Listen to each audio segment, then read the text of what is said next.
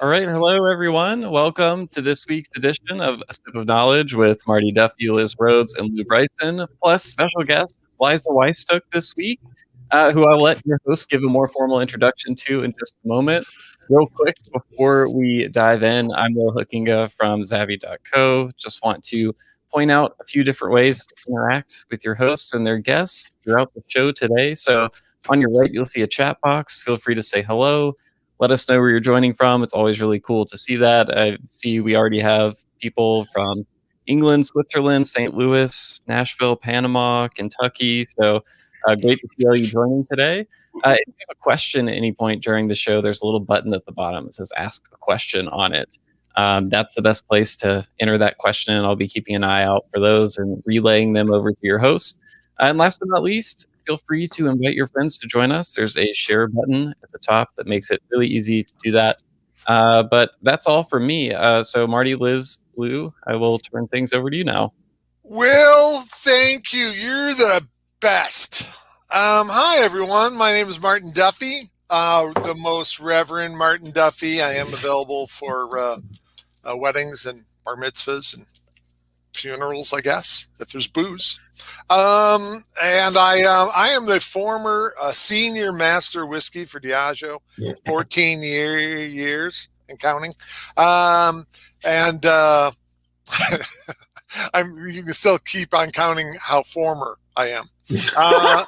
And then let's see, national brand ambassador for Benedictine. Woohoo! French liqueur. Your supply right there. I am the one and only.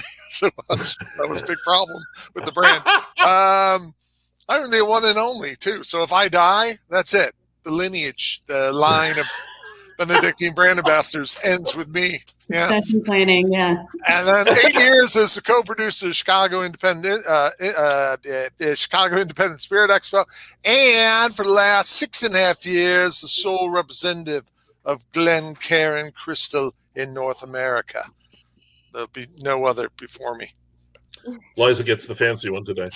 Whoa, yeah. Wow. Oh, and I'm drinking a little Bushmills because tomorrow is St. Patty's Day. Awesome. Stop. So I'll take over from here.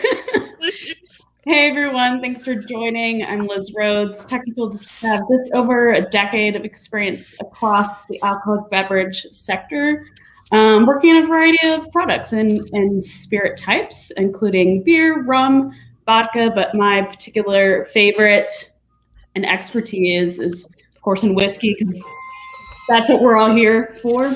We're here for whiskey. I spent most of my career at a small little company called Diageo, but now I'm currently founder and principal at Spirit Safe Consulting. And hey, if you're like, that'd be cool, I want to learn more about that, about the host section. There's actually a link to my website, so check it out. From one little mom and pop to another, huh, Liz? Oh, thank you, Liz. My name is Lou Bryson. I am a whiskey writer. I also write about beer, but of course, we're just talking about whiskey. I was the managing editor at Whisky Advocate magazine for 20 years, where I was happy and lucky enough to work with and edit my good friend Liza. I've since moved on, and I'm now the senior drinks writer for the Daily Beast. Speaking of which, just had a piece come up this morning on the introduction of Blue Spot Irish whiskey. I would urge you all to go take a look at that. It was a really good piece. It's a very interesting story, and I had a lot of fun writing it in, I think, 2.5 days. But I'm also plugging my latest book, Whiskey Masterclass. Thank you. A look at and of course the famous tasting whiskey. Thank you, Marty. A look at whiskey flavor and aroma creation. And gosh, is that all? That's all I got. I think that's all we got time for, Lou. Says We got Mr. people to Benedictine. talk to. I am happy to introduce our guest this week. Liza Weisstuch is a whiskey writer of 15 years experience. Is that Is that about right? More. About right. I mean, didn't we? Does this year count? Because didn't we decide? Oh, right. It is this year, isn't it? I don't know. Anyway, This year. I met Liza on her very first whiskey press trip in Kentucky, and we have been we've been buds ever since. I have followed her career with great interest and not a little bit of pleasure. Seeing her, and honestly, I thought you were gonna quit after your experience in the airport that day, because I remember you wound up in the glass box. I was like, what? But no, she was just, it was TSA. It was still fairly early in that, and it was just a little crazy. But you didn't, and you stuck in, and you are one of those people now. Happy to have you on. Well, there's not a lot of us. Lou, I love how you craft a story. It reads so much into it, really. Yeah, just little bits here and there, little points of light. There's an airport. Someday, this is why I write instead of talk. So, what we want to talk today about with Liza is, obviously, as we always do, how you got into what you do now. Then I really want to talk with her and ask her questions and discuss essentially what the role of the whiskey writer is in the industry, and what are we a bridge between the consumer and the producer? Are we a gadfly for the industry? Are we a cheerleader for the industry? Just all that jazz. So, Liza, please welcome to A Sip of Knowledge, and thanks for having me. Enter and sign in, please. Some of my favorite people. So I only just regret that we can't be doing this all together. Oh yeah. Yep. But I think there's a few of us in the industry. I'm going to call out Robert Simonson because he was also started his career in theater, and there he was writing about theater as well. We talk about this sometimes, and you spend all this time in the theater. It's dark. You're watching drama or tragedy or comedy, and so much stagecraft and everything. But the sensory experience kind of ends there. But then you go to the bar afterwards, and it's the same thing. It's dark, a lot of stagecraft, a lot of set, a lot of choreography, where things are, bartenders going this way and that. But then you get that extra sensory experience of taste and flavor. And so I just kind of gently eased into that world and visited some Kentucky distilleries about 15 years ago, and was really just, my eyes opened so widely to the fact that it was about history, it was about economics, it was about all kinds of cultural studies, if you will. It's about science and machinery and technology and human physiology, how you taste, how you smell, how you say. I welcome anybody to tell me another industry that covers that gamut of topics. Very true. Very true. Yeah, as one of the reviews of my first book, somebody said it was like a liberal arts education. There was just a little bit of, that's the way whiskey is. Yeah, it's everything from history to metallurgy. Right. I was going to say history is I love the history of the whiskey industry and even the spirits industry in general. And it's fascinating, especially all the families that are involved. Yeah. And nowadays, even with all the craft distilleries, a lot of husband and wives or brothers or sisters getting together and doing this stuff. I just love that stuff. I think you don't see it that often in any other industry, or is it as much anyways? Liza, you've homed in on people recently. I mean, in the last 5 years or so. I'm thinking particularly of your stint in the pub on Islay. Can you tell us about that? How that came up and what you did? What? I don't know. First, there was some incident at an airport. Now there was a stint in a pub. Yeah, on Islay. It just sounds I'm like intrigued, right? That's the role of the writer. Intrigued. I did a little apprenticeship at Rhoades about 7 years ago. and just it's a very friendly place, and it's very easy to make friends with people. And so you spend some time at the bar, at the pub. If you're there for, because Islay at that time, or up till last year, is a humongous tourist destination. So if you're there for more than 3 or 4 days, you start to get to know the locals. And just made friends with some people, made friends with the family that runs the pub. And they said, anytime you want to come back and work here, you're welcome. And I said, really? And they said, of course. And the family, that was the next summer, worked in the pub. And the family remains dear friends of mine to this day. See, that's pretty cool. Well, you do really have got the pictures flavor of that, the right? island. Like you behind the bar somewhere? Yeah, of course. Okay. All right.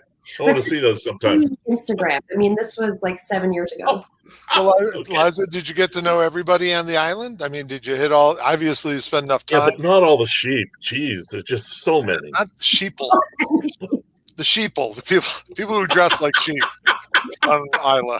There's loads of them. You gotta be careful. Well, they did a good job dressing like sheep, because I totally took them to be sheep. You bought it. Yeah. Well, thousands of years they've been on that island. They've perfected it. So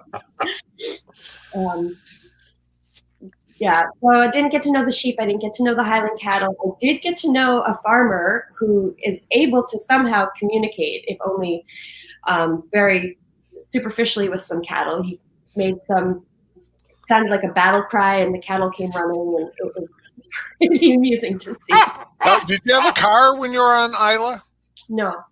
I was told the first time I ever went over, I was bringing a car over, that there's the Islay wave. So they have both hands, both kind of at 11 and 1. And it's this. No, it's not this. It's this. They raise one finger. Oh, that's it. So you wave one. You raise one finger. They'll wave one finger on oncoming cars. And it's not even like an eye contact thing, like, hey, how you doing? It's just sort of like, I acknowledge there's another body within my... Well, they must have saw my little finger go up, because that's what they do. This just depends on what finger you put up, or... Right. Well, like I said, they might have seen I had a tourist car, and you never know. They're sweet people. Wonderful people on Islay.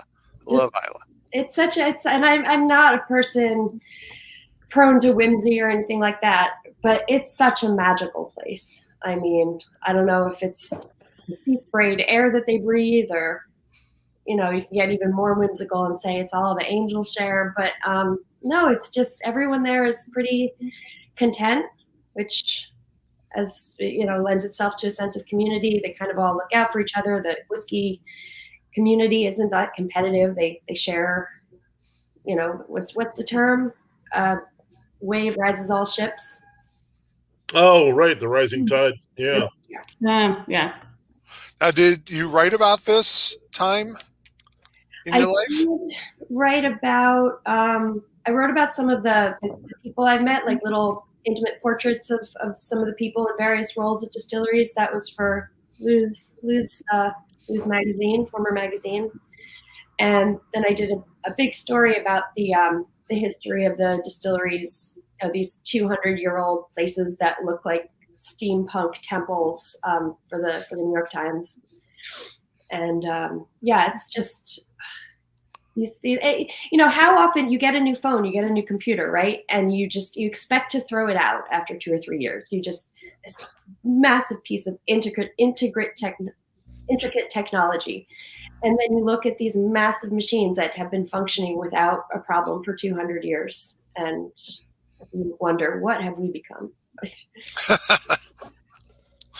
Yeah, from my experience, sometimes technology or over technifying a process can actually cause more problems than some, earlier technology or less technology. So yeah, that resonates with me specifically. So just like trying to reinvent the mousetrap. I mean, that way. I mean, if something works and it's simple, why complicate it? Mm-hmm. Right. It's the stress, right? Reasons. You'll never go out of style. The most basic, simple. Yeah. So let's get to writing. You're writing, all you guys. In fact, I mean, the three of you. I've written a few little things for this thing from a writer or journalist. What's your book, Marty? Oh yeah, my book. This, I guess, yes. It's available on the top. Friendship, so you can catch that. I think it's mostly at used bookstores now, but yes. Medieval friendship. Flea markets. I've seen it at flea markets. Yeah. I am trying. I want low tone. I want low tone. You guys will all get a signed copy. Next cookbook. There we go. The All in the Family cookbook. Yeah. I've seen the two of them together as a package deal. Yes, of course. Okay. Archie and Edith were kind of an Eve of friendship, if you think about it. Yeah, really delve into it. Can you back up a little bit before you dig into that? Just kind of talking about, yeah, sure. No, not the cookbook, but medieval friendship. So, your experience in Islay, was that kind of your first big foray, or was that sort of your Kentucky distillery experience, or when did you feel like you really were going to go all in? And move away from theater and get into this whiskey business? Honestly, it was that first trip to Kentucky, and I remember so vividly, like standing over this big giant vat of new make, and Dave Pickerel came over, bless his soul, with a ladle and held it towards my face, and he's like, "Don't come too close, just smell that," and you just smell it, and the nose is the only sensory organ with a direct line to the brain, right? Which is why we associate memories and so many emotions with smell. And I still, every time I smell whiskey, it doesn't matter how old it is, I think of that fresh new make from that experience in the dim warehouse, and just cool shafts of light coming through. Yeah, I could go on. I already told you guys I'm not whimsical, and here I am being whimsical again. But see, that you are whimsical. That's romantic. Yeah, you're unknowingly whimsical. That's good. Unlike Liz, she knows she's whimsical, and it tires sometimes. I'm gonna destroy the whimsical, and I'm gonna get in my olfactory epithelium. That's for Tom Johnson. Because Tom Johnson is the only one who watches this. All right, go ahead. I had to get in my nerd. No, please continue. Sorry. No, and I think that's the other thing that I still associate Dave Pickerel with that moment. And maybe because it was such a pivotal moment, but every place I've been, it's almost, I mean, I'll be honest, I'm not one of these people that goes seeking like, oh, I have to try the 1982, the 1982 release because, it's this quality-ish more than that. I mean, obviously flavor and the whole experience of tasting means a lot to me and the technical aspects, but it's about so much more than that. It's about the people and this whole idea that's been tossed around of the emotional terroir and the social terroir and things. I haven't been to any wineries. I try wine. It just doesn't mean that much to me, but you just drink these things and you're just flooded with the memories of the experience and the people, and it almost means more than the actual product to me personally. But, don't you think it helps that a lot of whiskey, if it comes from Scotland or Ireland or even Kentucky, I mean, those distilleries are always located in beautiful locations. They all have a history to them, and they're always surrounded by characters. I don't know. I've been to vodka distilleries. I've been to cognac distilleries, been to rum distilleries, but it's whiskey distilleries that attract the most unique characters, I always think. But they also have a location. Distilleries of the Black Forest. I met some really extraordinary characters there. Old German families and stuff. That's you don't Black Forest. talk that, yeah. But I don't know. I'm a storyteller first. And then a drinks person. So it's those stories that really mean so much to me. One of the things that bothers me about writing is that anytime I start talking to people about what it is we do, the first question or assumption they have is that we're sampling whiskeys and writing reviews. And I have to say, at this point, I'm starting to even question if that's whiskey writing. But I don't really think it is. It's like judging in a competition, except you write it down and you give it to a publication or you put it up on a blog. And it's not blind. Same thing. What's that? I said, and it's not blind. Yeah, it's not always. It can be. It can be. I mean, I've done blind tastings with the help of my family. Yeah. There'll be 10 bottles, and I'll just say, pick 2 and pour them and bring them in. Oh, cool. So, I'm sorry. I'll ask them. Could you please? Is what I would say to them. Of course, I wouldn't be ordering them about. But see now, I think my wife's watching. That's fine. Just it. I know what separates the three of you because I know Liz does a lot of. Oh my God! Hundreds of miles. Are you kidding? What? But that's just what physically separates you. Yeah. I was going to say what separates the three of you. Is from, as you were saying, Lou, you have this notion that the whiskey writer does whiskey reviews. Because what do you see a lot? You see whiskey writers asked to do whiskey reviews. Whiskey. Nobody asks me to. The tasting panels on Whisky Advocate were always whiskey writers, right? That was me. And then, but then you also have all these guys nowadays. I think you mentioned in an email recently you have everybody and the dog starting a blog. Or a competition where they're writing reviews and they're posting them on social media and they have their own website and they're all trying to make a name for themselves mainly by doing whiskey reviews and giving some basic information. Well, to be fair, there's a lot of people out looking for bottles right now and they want to know, what's good? What's the best? And I've talked about this. I consider that, asking someone else what the best is just lazy. Yeah. And it doesn't make sense. What's the best for you? Hey, Lou, what's the best pair of underwear you ever wore? And it's like, well, that doesn't mean it's going to fit me. I can guarantee that. You're right.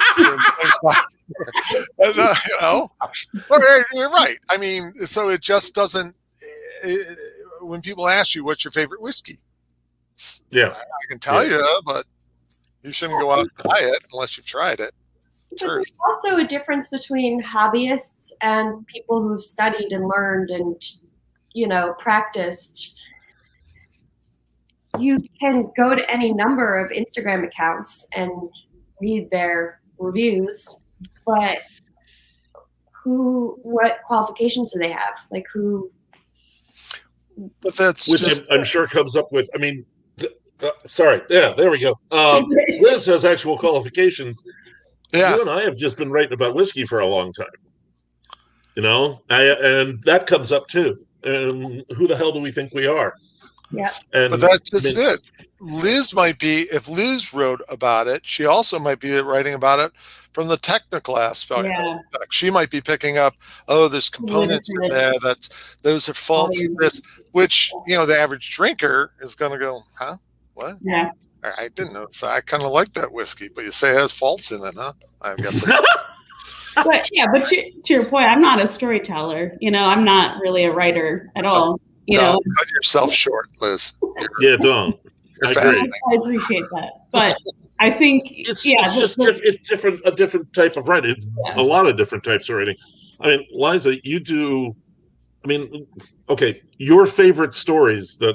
My favorite of your stories is what I should say. Are the travel pieces because, I remember going around with Michael Jackson on a bunch of brewery tours one time. I was one of the people driving him around, and we get into this one place, and he's asking the guy about the rug in front of the fireplace, and I'm thinking, what the hell is this bullshit? We haven't even gotten any beers yet, and you're asking about this goddamn rug, and what I realize now, actually, I mean, I realized it within about 2 years because it bugged me. I kept thinking about it.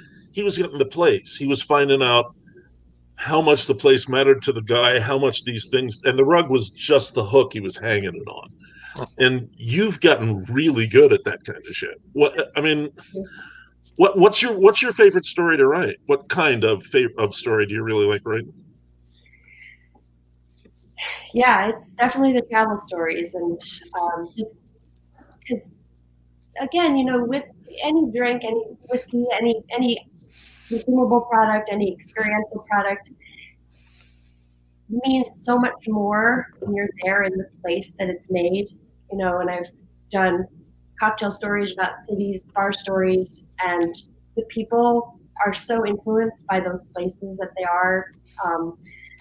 In the Black Forest, obviously all the bars serve schnapps, and it's meaningful to them because they've got the makers, the producers coming in, or they just go straight to the distilleries and pick stuff up directly. They're not distilleries with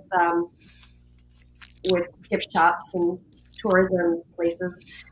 So yeah, it's really about that terroir, that sense of place that means so much to people. But it just means so much more to experience it where it's from. Here's a question for the three of you, since you're all little writers, but especially for you, Liza.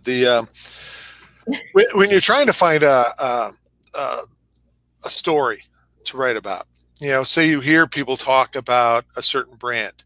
All right, you go, oh, well, there's interest in that brand. Do you do that, or do you try to find something that people aren't aware of? You know what I mean? I mean, I guess you can do both. You're not limited to just one story. Otherwise, you'd make no money at all. But I mean, which would you prefer? The latter. Yeah. That sense of discovery. I mean, and I think that makes it a more readable story or more interesting story, to talk about something people aren't talking about. Get them talking. Make it a conversation starter. But on a business, I mean, because you guys want to sell your articles. You want to sell your books. You want people to read them. So from that vantage point, when you also want to do the one about the guy everyone's talking about, or the gal, you know what I mean? That's a question. Oh, I see what you mean. Yeah, I mean, you do, but preferably you have to find a new angle. You can't be writing the same damn story everyone else is. But people do, though, don't they? Oh, yes, they do. For a while there, every week was about Pappy Van Winkle, and it was like, did you notice the part where I said that Liza was like in the top of the profession? It's because she doesn't do that shit. Yeah. All right. Well, I'm just saying. No, there's a lot of it going on, but I mean, that was actually one of the questions I had. I mean, because I wrote up some things I wanted to get to. As a writer, do you feel an obligation to correct misinformation? And not necessarily like bring it up and say, this guy said this shit and it's wrong. That's not but I mean, do you write? Because I know I've written stories at times precisely because either one person or a bunch of people were saying the wrong shit. Wasn't that what your book was about, Lou? The whole book was pretty much that. Yeah. I really was. I don't know. Do you ever do that? Do you ever? Well, I mean, it makes a good pitch. It makes a good pitch. I mean, I think it depends on who you're pitching. I mean, I write for things like Whisky Advocate and Whisky Magazine, where you're getting those super nerdy stories from the technical side, which I think is where a lot of the mistakes come about. I mean, I read a story. I mean, we're talking 5, 6, 7, 8 years ago in the Wall Street Journal, and it said that the bourbon is distilled in oak barrels. I mean, that kind of thing. I can't hang anything on correcting that. So these technical miscommunications, that is of course upsetting, but I can't save the world. That's true. You can always try, though. Just to be really geeky, do you guys know Thomas Mackenzie, the distiller? Okay, he was at Yes, yeah. Right? He was at Finger Lakes, and now he's kind of. I mean, he seems to be at like a new place every 8 months or so. But he just sent me. He just sent me a photograph of a wooden 3-chambered still he's building that is literally inside an oak barrel, which is just freaking nuts. Liz, is that gonna work? Is that gonna? Good thing we have Liz here. They had 3-chamber stills made out of wood. In fact, the coffee still, right, is a prime example. Right. Its original design was wood.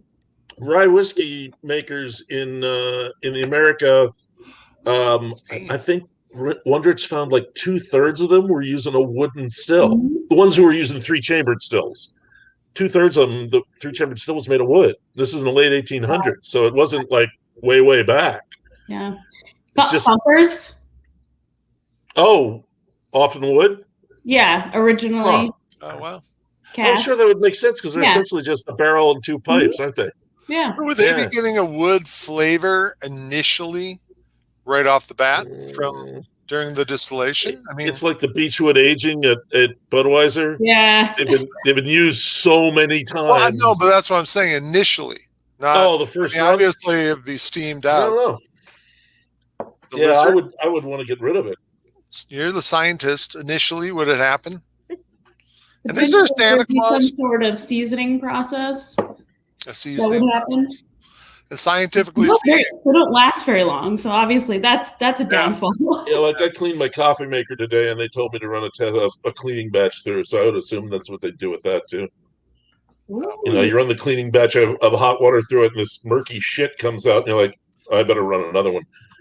And and after you run about 3 of them, Analogy, love it. Yeah. That murky shit is what I call coffee. But to your point, if you're putting it in a barrel to age, does it really, barrel to barrel differences during maturation probably going to have a bigger effect? Would be my guess, but yeah. I mean, how long is it in the still? Yeah. I mean, even with a 3-chamber, it's under an hour. So. Yeah, well, the 3-chamber would certainly, the residence time would be a lot more than a thumper. Longer than a right, but still that's steamed, right? So it's hot, so that's a little different than cooled down whiskey in a barrel. But it's been, I mean, it's used and used and used and used. I know. I'm just talking initially. Initially, the first couple of runs. I don't know. Maybe. All right, let's get writing. There we go. So, actually, how do all you guys feel about the internet's loaded with all these articles about? And I know, Lou, I'm pretty sure I saw you say you hate these things, where it's the 10 best whiskeys. The 10 best whiskeys made by women. The 10 best whiskeys made by dwarves. Well, the best Irish whiskey, which is kind of funny since they list the 15 best Irish whiskeys yet. Oh, wait a minute. There's only so many. There's not 15 distilleries in Ireland that are actually putting out whiskey yet. So it's still all coming from a few, a handful. How do you guys feel? I mean, is that a writer? And who knows? Maybe they're not really whiskey writers, but that's what I'm saying. That's some of those might even be paid for. Like, hey, some like a distillery puts it out. I mean, how many times do you guys get approached by a distillery? Hey, can you do a story on us? I actually get accused of it a lot more times than it happens. Yeah, really? I don't know what your experience is, but yeah, I mean, I don't really do distillery pieces at all. Yeah. I mean, every publicist, every distillery has publicists pitching stories, but I mean, that's a whole other discussion. I mean, they pitch stories, but it's nothing really more than a product announcement. And I don't really do listicles, so I don't have an opportunity for that kind of coverage. But I do examples. I had a story. I did a story for the Russian Post this past weekend about whiskeys of the world beyond Scotland and Japan and America. Mm-hmm. So I certainly called out examples of Actually, I have a very gorgeous bottle here of Italian whiskey. Oh, nice. And yeah, I love it. It looks like it's like wearing a leather jacket. It's so Italian. Yeah, Kind of looks like a black and tan. I like that bottle shape too. Yeah. That's nice. Is it tapered a little bit? Yeah. So how about the opposite? How do you write? And I remember Fred Minnick, when he first kind of came on the scene, he asked me this. He wanted to make money writing and doing this stuff, but he didn't want, he was trying to, No, that's a side effect. but he didn't want to step on the toes of brands. All right. But he didn't want to look like he was sacrificing his integrity. So he was like, even working with brands, you guys must get brands saying, hey, we're doing this event. We'd love to have you come on as a guest. You know, how do you do that without feeling like people are saying, they're in Diageo's pocket, or they have a laser on their forehead like Liz does? And those are big pockets, Diageo's. Enormous. I had a party in one of their pockets. I'll chime in on the previous point. I remember when I was writing for the Whiskey Wash, on the occasion when I was at Diageo, I know specifically there was no solicitation clause part of the article. Oh. So, I mean, that's, I guess, just one data point of how I sort of got around it. It wasn't like, like, hey, Diageo, we want you to write this article, or was influenced by, that brand. So that's just from my experience. But I mean, I guess back to the question. No, I mean, there's influencers, which I certainly am not. I don't have that many social media followers or anything. I'm not that good at posting pictures every day. But I think that's the influencer. Like, that's what they're there for, to work with brands. Directly. It seems so funny, though. I mean, it's you have to cover it. I mean, in a way, that's what you're doing, right? I don't know. It sounds like a lot of your stuff are, what do you call those, character pieces, or you're covering an individual or a whiskey, or human interest. But human interest. There you go. That's I'm a little rusty on my old journalism lingo. But I mean, at the same time, isn't it a little difficult for you to, say you met somebody and you're writing a character piece on them, and then you turn out you're not that great of a person? Fred Minnick. Try to not write about them. Right? Would you write an article? I actually got a whole book like that. I mean, not that I wrote, but somebody who was pitching Whisky Advocate a story, and he had written a book about a restaurant. And I'm not going to go any farther than that, but he sent me a copy of the book, and I read the book, and I'm thinking, that chef's an asshole. And he wrote the whole book about him. And then I'm like, oh, that's why he wrote the book. And I emailed him. I'm like, that guy's not really a sympathetic character. He's like, yeah, I know, but he was really interesting. And I had to give him that. But he was not a nice guy. But it was this long, and the thing is, he wasn't self-aware about not being a nice guy. So it did make a really interesting story, but it was not somebody I wanted to meet. And so sometimes that's just how stories are. Yeah, I mean, I know when I get into a situation like that, I just let them talk and then I quote them. Yeah, I mean, the story will write itself. As journalists, and not brand advocates or anything like that, you would like to think that you traffic in truth and you just tell it like it is. So yeah, best you can. I'm not there to sugarcoat anybody. Well, I know, but what if you interview? I'm not there to set them on fire either. Well, that's just it. I mean, you could say as you say, Liza, the article can write itself.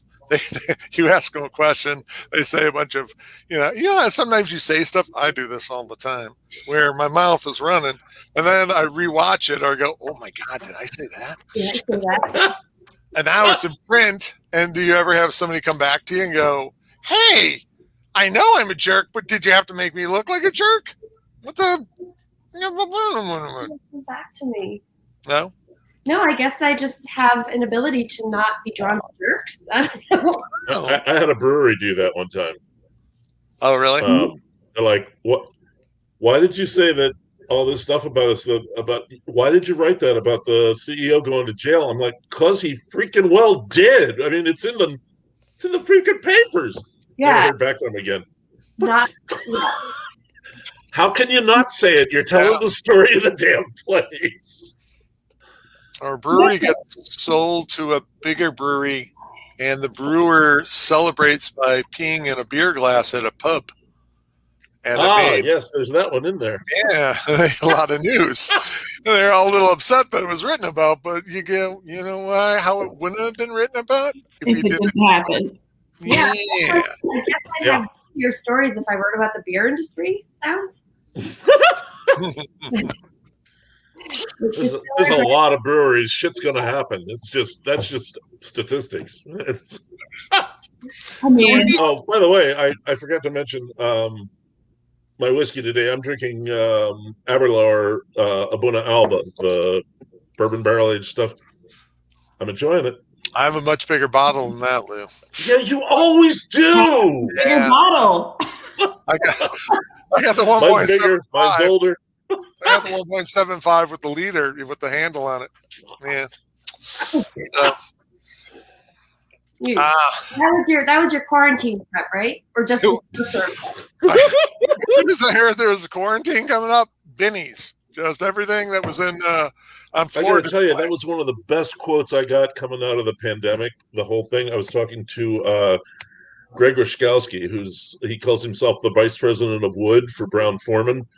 He runs the cooperage in Louisville.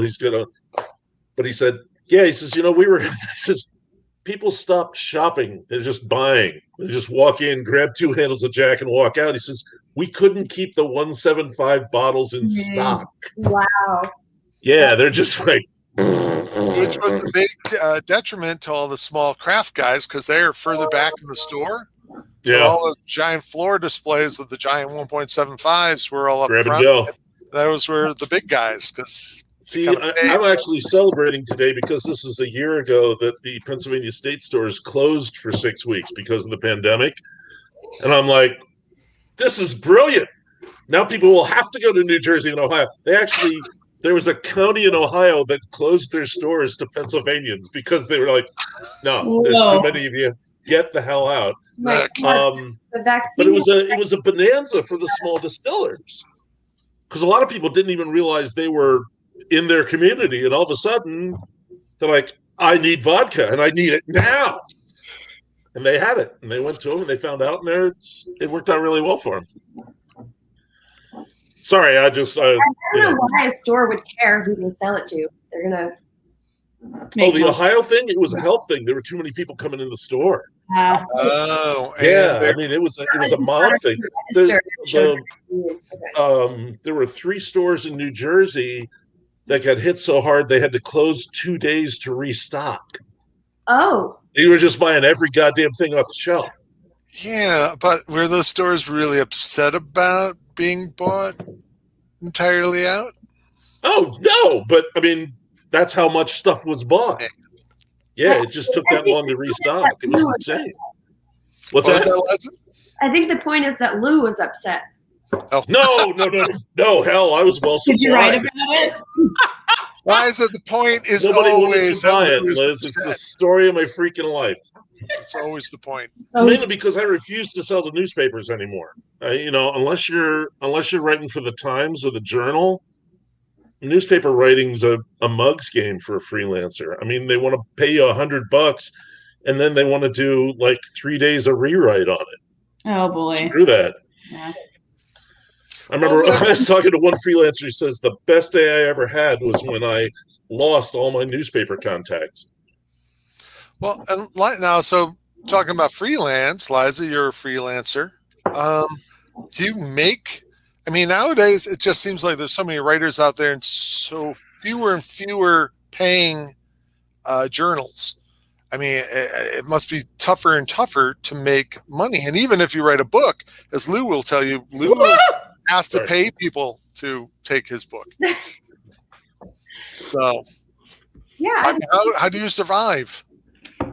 I mean, I just have a steady. I've been doing my Boston Globe Cup now for about 5 years, even though I haven't lived in Boston for longer than that. And it's just about being resourceful, and you have to write about other things. And I have other interests. So, I just did a piece about the intersection of social justice and murals. And I enjoy the challenge. You're never, I don't have any sense of when people say, oh God, I'm going to the office again. Obviously this is before times. Before times. It's going to be BT now. From now on, it'll be 2022 BT. But the benefits of the pandemic for me is I didn't have to make any adjustments. I'm like, I'm used to working at home, so that's fine. Yeah. But you're lucky. The adjustment I had to make was now everybody's working at home, which was took about a month of adjusting. Yeah. See, I work from home too. Liz, you weren't working from home for very long when this happened. Yeah, I mean, right. I essentially freelance too, I guess, just in a different way.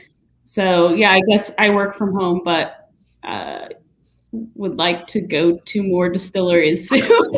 I'd like to do that. Well, can't you?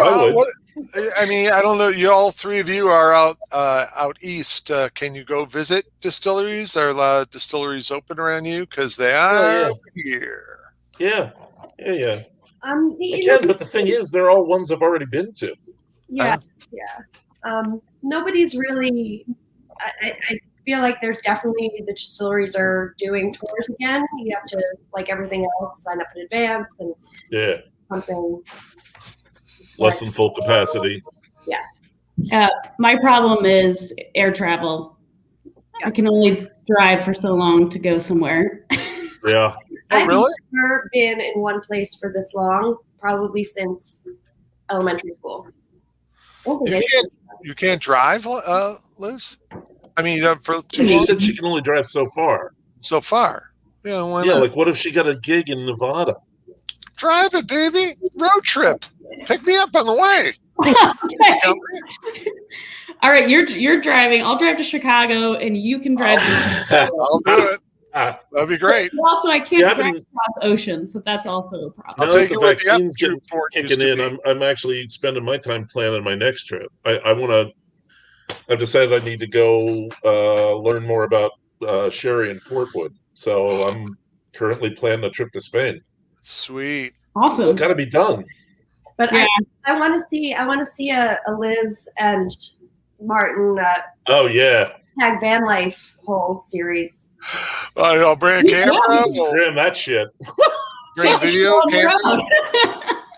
No. Make it real easy. Just set a camera on the dashboard and have it take a frame every, 10 minutes. No, it'll be video. We'll videotape the whole thing. Oh yeah, I don't want to watch that. That's it won't be hundreds of hours. We'll edit it down. We'll find somebody to edit it down. Hand a cam of the Will's gonna produce it. It'll be great. Yeah, hey, Will. We'll bring Will along. Yeah. That'd be great. Our producer, he'll be able to film it all. See, he's in. I'll take you guys to the F Troop Fort, a place my folks took me as a kid. It's out in the middle of nowhere. Wow. It's supposed to be the fort where the TV series F Troop was filmed, and you're going way over our head here. It's a really old show, Liz. That was a lot. Happened while I was still alive. Okay, so let's get back to right. So where do you guys see the state of it? Well, I think there's a lot to be seen. don't know what's going to happen to just media in general in the next few months, the next few years. I mean, we know that the Times saw its biggest jump in readership and in subscriptions. I think last year marked the first time revenue from subscription surpassed the revenue from advertising. Wow. Obviously, that's the exception. But who knows what's going to happen with all these other publications as people. Well, that's kind of the flip side of the Times thing. The Times is really sucking customers away from other news outlets. Yeah, so that just depends on budgets at different publications, I suppose. Yeah. And yeah, where's the future? I don't know. I feel like there's so many cycles. Like, Lou, do you remember Tales, or Martin, you're probably there, Tales of the Cocktail, 6, 7, 8 years ago, there was the whole blogger house, like people who were just blogging together. I just feel like half those people don't even, if not more, those blogs don't exist anymore. Like, right. It's kind of a passing hobby. And should they? That's a whole. It takes real stamina to take a blog past 3 years. Yeah, I bet. Yeah. Well, then again, those bloggers, a lot of the brands were catering, at least during my time. They really wanted to cater to the bloggers. They thought. Yeah, but now it's influencers. Well, that they considered them influencers of their time. And, of their time, yeah. But the thing was, a lot of those guys actually didn't know all that much, and a lot of misinformation was passed around due to them. Because also they were spewing forth, if a brand got involved, they'd love to have Johnny Walker's talking in there, but Johnny Walker's going to feed them the marketing spiel, and they put it out there, and then that's all anyone knows. Yeah, as long as it says, sponsored by, this is one of our sponsors or whatnot, and I think that transparency, people have gotten pretty cracked down on that. But yeah, as far as the future, who knows? I mean, who knows if distilleries are ultimately going to close? I think the apocalyptic predictions of a year ago have not really manifested, thank God. I mean, the next few months, time will tell. But, and now the story for a long time was the hand sanitizer, distilleries jumping in to help their communities. And I guarantee you over the summer, all the stories are going to be, the bars reopening and how was it for you? And yeah, there's now here's something I thought. Who did it? Oh, Carla Carlton. You know Carla down in Kentucky? Yeah, she's kind of local down there, but she wrote a number of articles, I believe, for a local paper about whiskey, mainly about bourbon, and then she compiled all her columns. Kind of like Carrie in Sex and the City. And Liz. I've watched that one. That's what I figured. That's why I said. I know that one. Bringing it home for Liz. Liz, I don't know any contemporary shows, so be even out. Well, would you take all you could? I mean, I don't know. Have you put out a book, Liza? It could be. No, not yet. Thinking about it. If you want to do one about a defunct brand ambassador, hello. Okay. Yeah. Put that on the list of ideas. Brainstorming, yeah. Like War and Peace. It would be really thick. Warren, I know that guy. Not Warren. Not Warren Bobro. War and Peace. Different guy. But you too, Lou, you guys have all these, and Liz, you could probably do it too on a more technical side. You all have these columns. Have you ever thought about just compiling all your columns together into a book, like Carla did? You gotta sell it. Oh, Lou, this would have been hot had COVID not come around. COVID was out for you, man. Actually, I just had one of my best weeks on Amazon ever last week. Yeah, that book. I don't know why. What's that? That's the kind of book that would do well, because that's the kind of book that requires sitting down, disciplining yourself. You would think. I put a rumor out on the internet that there was a golden ticket in one of your copies. So what does it give you? What is the golden ticket? Nothing. I just said. I'll call you. I'll call you and tell you what the best whiskey is. There you go. The golden ticket has Lou's personal phone number on it. Let's see. It's this one. This one is the best. So here's a question for both of you guys, Liza and Lou. We talked about it a little bit actually before the show, and it's funny that that got brought in conversation earlier on, because I'm actually reading a book called Triggers, which talks about some things we talked about, but writing sort of when you sit down to start an article. Lou, you mentioned you had some things taped kind of to your words not to use. Words not to use.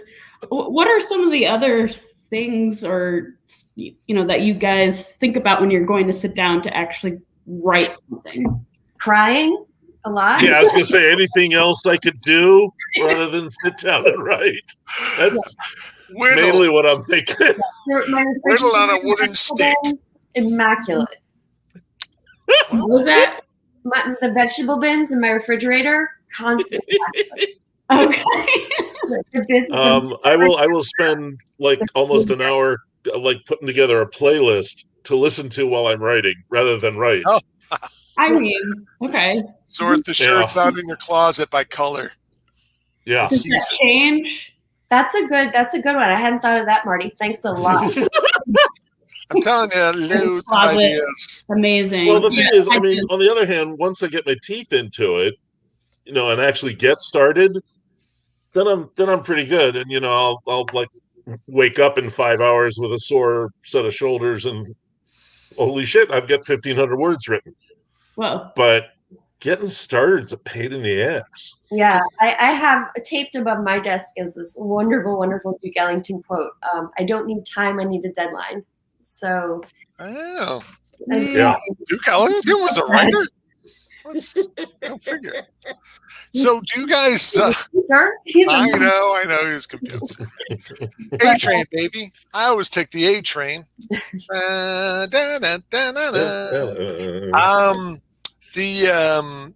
Where do you guys get your ideas? Now, I get mine from Liza. Mine from I just read her shit and go, ooh, I could do that. Liza, here's an idea. Find out what Liza Minnelli drinks and do a whole article about that. Liza on Liza. I'd love to. That'd be huge. Yeah. I started a club. There were 7 of us on Facebook. It's called I'm a Liza's? Yeah. Really? The club went defunct. Because all the other members were over 90 and they all died. No. Oh yeah, I tried a club like that and I wound up with 30 guys from Hong Kong with the wrong last name. So that was it was LU.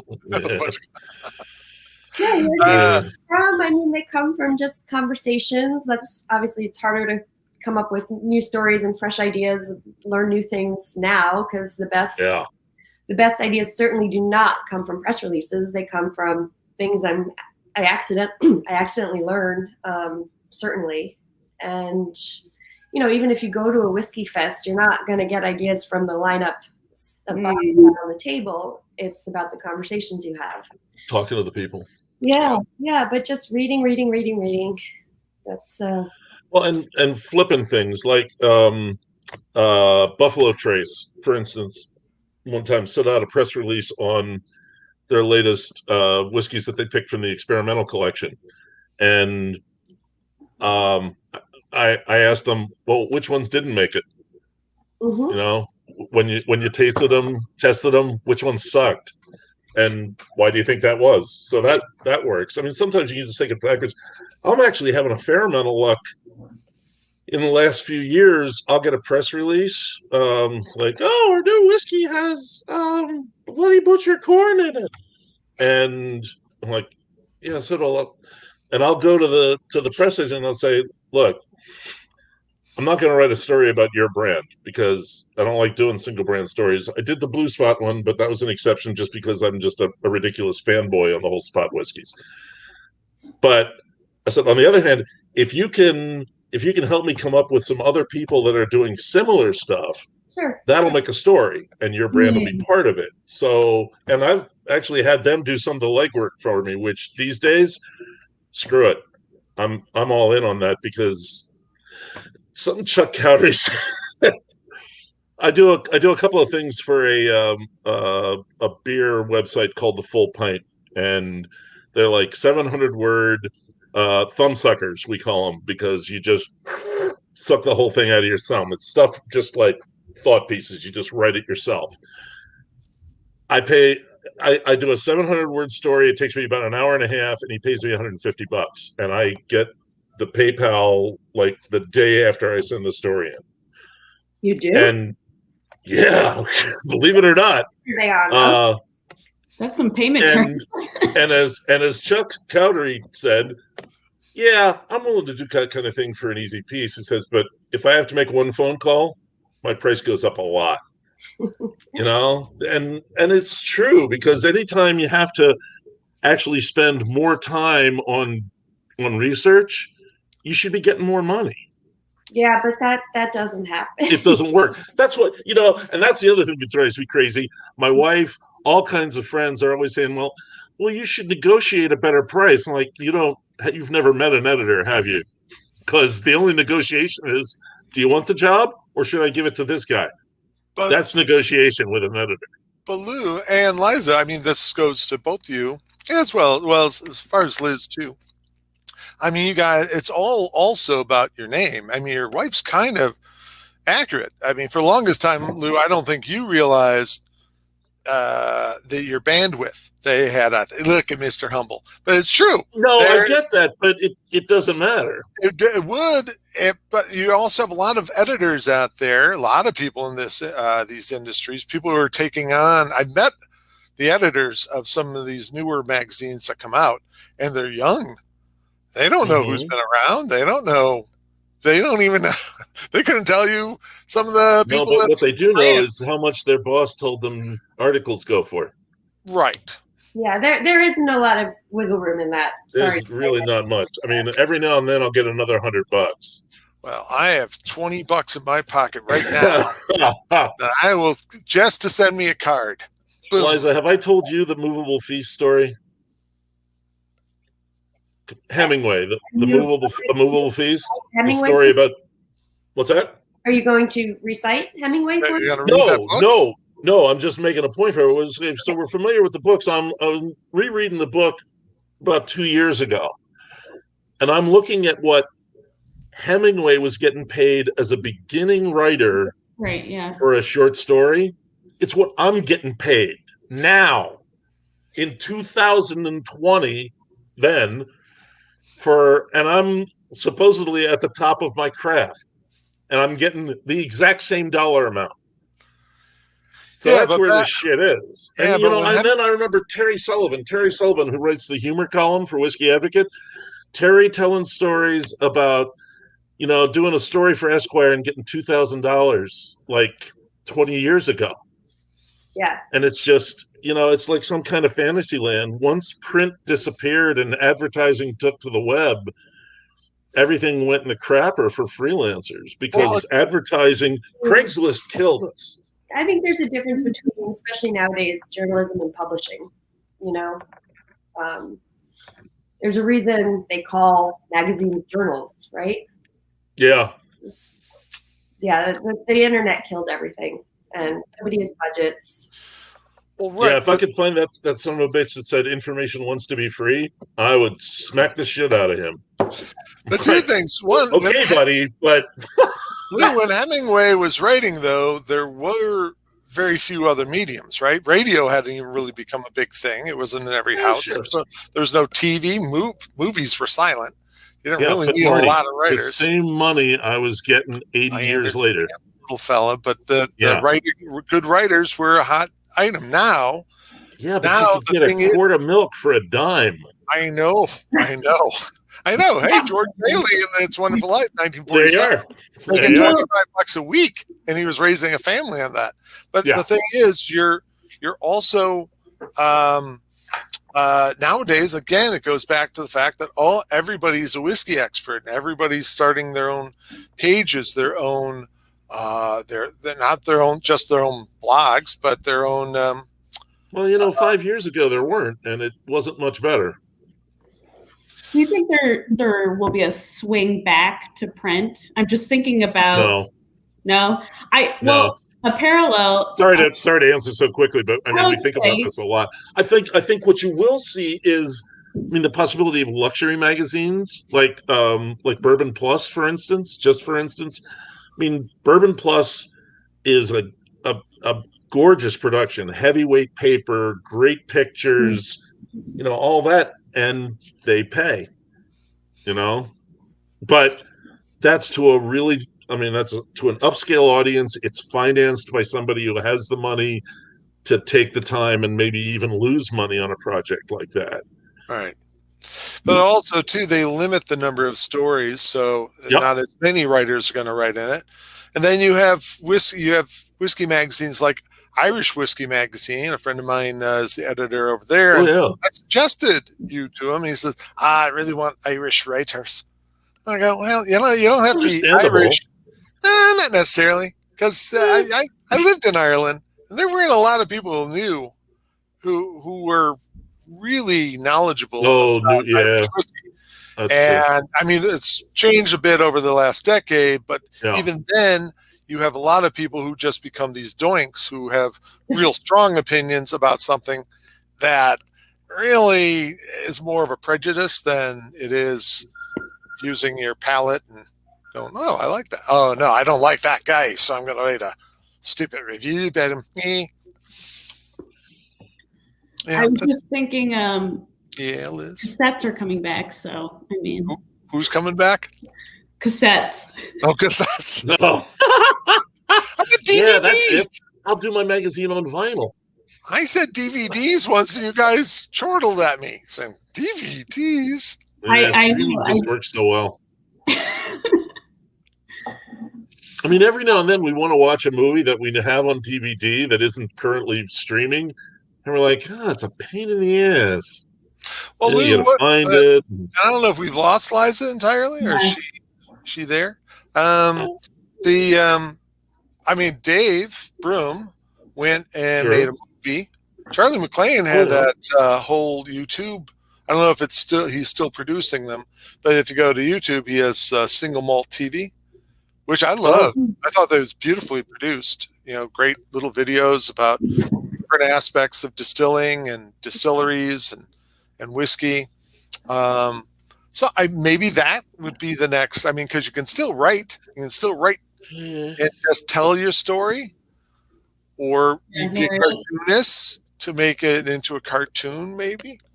Oh, that's an idea. A cartoon. Well, that might cause all kinds of problems with all the safety regulators. You're not. Audience. Nothing. Anything cartoon must appeal to children. Children, yeah. I know. It's the whole pouch situation all over again. That's why Camel Joe got banned. You got, you had to get rid of a lot of pubs. Had to get rid of their Guinness, the Guinness toucan. Oh, And what was the guy? Kilroy, the little zookeeper guy. Was that his name? I didn't know that. He had a name. I thought it was Doink. That's what we're all named in Ireland. Doink? That's what you said before. I thought it was it said whiskey doinks. No, I'm not calling the Irish doinks. Whiskey doink. Whiskey doink is someone who starts spouting goofy bullshit, and you just go doink, and you just push them away with one finger. Doink. A whiskey doink button? Yeah, it's a whiskey doink button. It's like a thumbs up, thumbs down, love, a whiskey doink. It's a little more forceful, and it pushes them away from you. Get away from me, little doinkish person. Brainstorming. This is what happens on the show. Always. Yeah, we haven't come up with any product ideas this week. I'm kind of bummed. Whiskey doink. I just said do your own little video. You're doing a little whiskey show. How about there's no whiskey show out there? No, people have tried. Nobody watches them. Yeah, but you know why? You ever see those, like the traveling boozer guy? Oh yeah, mine sucks. I'm doing some YouTube videos. They're all awful. Why? You know what you need? Quality. You need a personality. Brad Krause asked, I what think is a book or ebook? I don't know. What? Oh my God, books. No, please. I just did my taxes, man. I'm only down $900 for last year on the book. Ooh. I'm actually a fan of having the physical book. Yeah, I do too. God bless you. There's a psychological memory, like, oh, I don't remember exactly where that was, but I think it was about a third of the way through. Oh, that's true. Yeah. If Yeah, it's I an do that ebook, same thing. I had no idea. Did I even read it in this? Plus, it's tough to see on the ebook the acknowledgments. Page 260. It says Martin Duffy right there. Why is that? If you do put out a book, somehow you got to work an acknowledgement in it for me. Oh, So I'm going to get it in print. without question. Without It'll question. work out. Trust me. I'll even include a promotional bookmark with your name in it. A lot of In little the guy shape like of me, a Glencairn glass. it'll be a little, No, the shape of a Benedictine bottle. That would be a perfect book. Or Martin in a monk suit, like the Benedictine monks. Wait a minute. I'm not a Benedictine Beautiful. guy anymore. They tossed me to the curb. These guys. We have a couple comments. This is what I do to them. I Yes, wanted to go right. back, Liza, specifically. Christy Crosby says, I cannot wait to explore Islay with Liza one day soon. Oh, Frank Patino, this is in reference, Frankie, yeah, 2 for $25 at the flea market. This is in reference to your Marty's book, book. The Evil Friendship.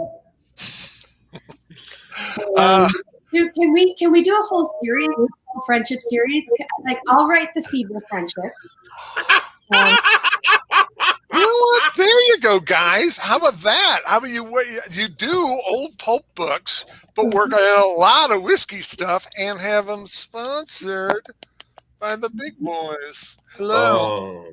Yeah, as Cindy slithered across the silk sheets, she picked up a bottle of Johnny Walker Red Label. Oh no! A 40%.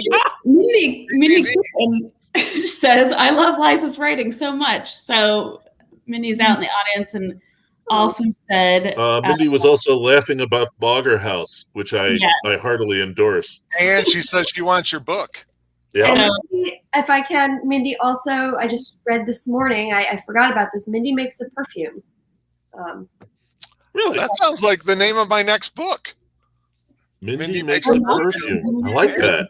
Yeah. I like that. Mindy makes a perfume. Of course, there'll be a children's book, really. I'm good at that. cartoon format. I'm thinking about a children's book. About Yeah, I wanna- Thinking about it, or are you thinking about writing one? No, I've actually got an outline written. Oh, wow. Hey, Yeah. That's cool. Yeah. what's it called? Well, I'm still working on a title. I want to do a modern parody version of the Bobbsey Twins. I thought you were going to write something like "Use Yourself," like Lou, the loneliest whiskey writer. That's just I about have been this year. Well, no, we all are. yeah, Right? yeah. There's Yeah. me. no. So it's sell among very young whiskey writers. I want to help you with your title. That's my favorite thing to do. Titles and headlines. I mean, when I was a kid, I used to want to work for Hallmark, and now I just and this is going to come out wrong. I want to work for the New York Post so badly, not because it's the Post. I know terrible, You want to terrible write those headlines? Absolutely. headlines. They're just magical. Headless man found in topless bar. Headless man. Classic. Classic. Oh my God.